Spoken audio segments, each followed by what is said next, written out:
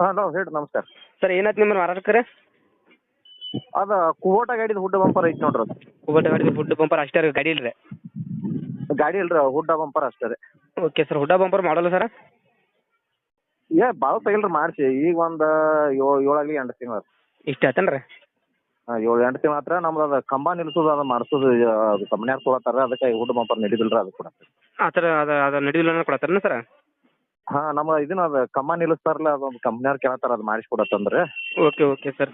Sir ಆಗ ಹುಡ್ಡ ಎಷ್ಟು ಇಂಚಿದೆ ರೀ? ಹುಡ್ಡ ಇಂಚಿ ರೀ? ಹಾಂ, ಹುಡ್ಡ ಎಷ್ಟು ದೊಡ್ಡ ತಿಕ್ಕೇನು ಸರ್? ಅದು ಮಾಪ್ ನಮಗೂ ಏನು ಗೊತ್ತಿಲ್ಲ ರೀ. ಅದು 58 ಹಾಂ ಡಬಲ್ ಫೈಬರ್ 58 ಅಗಲ ಬರೋಯ್ತು ರೀ ಅದ. ಹಾಂ ಸರ್, ಸೌಂಡ್ ಸರ್ ಆಯ್ತು ಸರ್? ಏನಂದ್ರೆ ಸೌಂಡ್ ಬಿ ಆಯ್ತು ಸರ್ ಮಾರಾಟಕ್ಕೆ ರೀ? ಸೌಂಡ್ ಇಲ್ರಿ, ಸೌಂಡ್ ಅದು ಬೇಕನ್ನತ್ತಾರ ಡ್ರೈವರ್ ರೀ. ಹುಡ್ಡ ಬಂಪರ್ ಅಟ್ಟ ರೀ? ಹಾಂ ಹುಡ್ಡ ಬಂಪರ್ ಇದೆ. ಓಕೆ ಸರ್, ಹುಡ್ಡ ಬಂಪರ್ ಒಟ್ಟು ಗುಡ್ ಕಂಡೀಷನ್ ಐತೆ ರೀ?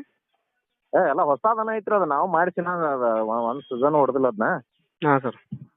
ಒಟ್ಟು ಏನೋ ಹೊಸದು ಇದ್ದಂಗೆ ಐತೆ ನೋಡ್ರಿ. Okay okay sir, location sir?